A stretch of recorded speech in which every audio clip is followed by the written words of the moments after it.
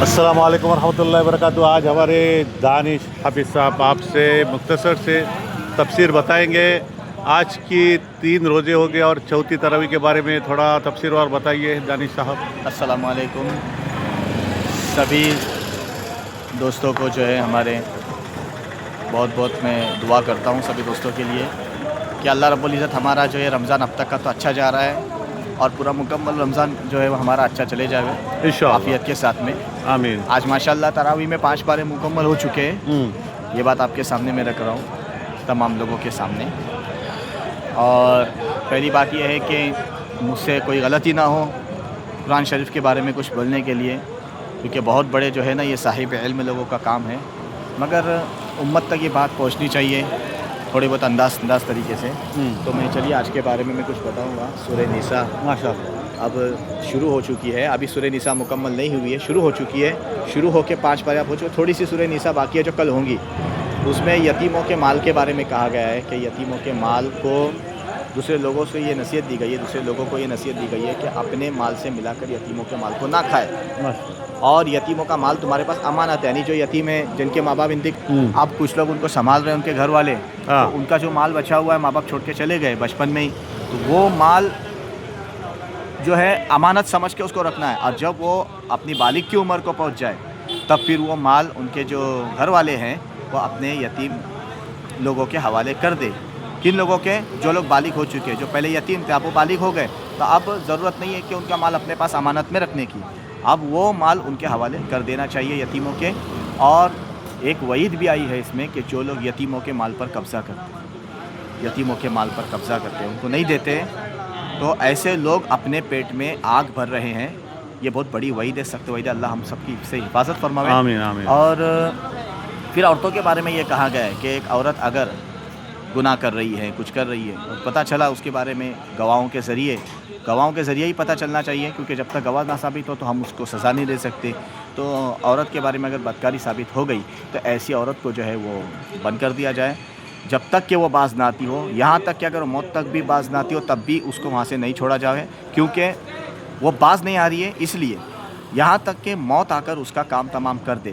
لیکن اگر وہ موت سے پہلے باز آ جاتی ہے تو پھر اس کو چھوڑ دو، اور اس کو جو ہے نا تکلیف دینے کے لیے بہانے مت ڈھونڈو۔ اور مرد کے لیے بھی یہی معاملہ ہے، اگر مرد بھی غلط کر رہا ہے تو اس کی بھی جو ہے وہ اسلام میں سزا نہیں، ایسا نہیں ہے کہ خالی عورت کے لیے سزا ہے، مرد کچھ بھی کرے۔ شوہر آج کل ایسا غلط فہمی ہے نا کہ بیوی غلطی کری تو سزا دو، شوہر غلطی کرے تو شوہر کو سب معافی ہے، ایسا نہیں ہے۔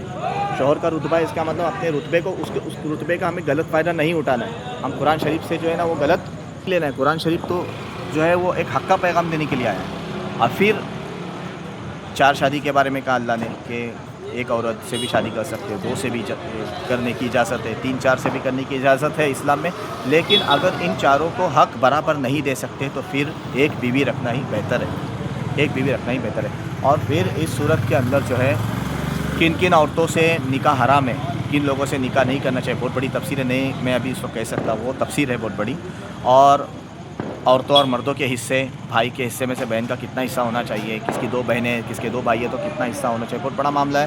تو زیادہ جانکاری اگر آپ لوگ کو چاہیے تو اس کے بارے میں آپ بڑے علماء کرام سے، مفتیان کرام سے پوچھیں، کیونکہ یہ ویڈیو بن رہی ہے، اس ویڈیو میں زیادہ لمبا چوڑا نہیں بول سکتا۔ اور پھر اس کے بعد ماں باپ کے ساتھ میں حسن سلوک کرنا ہے، اور اللہ کی ذات کے ساتھ میں کسی کو شریک نہیں بنانا ہے، اگر نہیں بنانا چاہیے۔ اگر والدین کہہ رہے، والدین کی ہر بات کو مانے، لیکن اگر والدین کہہ رہے کہ تم اللہ کی ذات کے ساتھ میں کسی کو شریک بنا، تو یہ بات ہم کو والدین کی نہیں ماننی چاہیے، سوائے تمام باتوں کی یہ ایک بات جو ہے نہیں ماننی چاہیے، باقی ساری باتیں ماں باپ کی ہم کو ماننی ہے کسی بھی حالت میں، چاہے وہ کچھ بھی کہیں، سوائے اللہ کی ذات میں شریک کرنے کا۔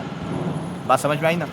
اللہ کی ذات کے ساتھ شریک اگر کرنے کے لیے والدین کہہ رہے تو پھر یہ ہم کو نہیں کرنا ہے، برابر۔ دوسری بات یہ ہے منافقوں کا اس صورت کے اندر بہت کثرت سے ذکر آیا ہے، منافقین کے بارے میں، دھوکہ دینا، جھوٹ کام کرنا، فریب کرنا، اور جو ہے نا وہ نا اتفاقیہ پیدا کرنا، بہت ساری ہے نا منافقوں کے بارے میں اس میں کثرت سے ذکر ہے۔ یہ بہت لمبا چوڑا جو ہے نا وہ مسموم ہے، تو اس کو کچھ زیادہ لمبا چوڑا بول نہیں سکتے، لیکن ایک بات میں ان کی کہوں گا کہ اللہ ہم سب کی حفاظت فرمائے کہ کچھ چیزیں نا ہم بھی ایسی کرتے ہیں، وہ چیزیں ہمارے اندر نہیں ہونی چاہیے۔ کیا کہ منافق جو ہے نا وہ نماز کے اندر، نماز تو پڑھتے تھے جماعت کے ساتھ، لیکن सुस्ती के साथ, सही है। काहिली के साथ। तो अल्लाह माफ़ करे हमारे अंदर वो सुस्ती ना हो, हम भी कभी सुस्ती के साथ नमाज़ पढ़ लेते, तो ये हमसे नहीं होना चाहिए।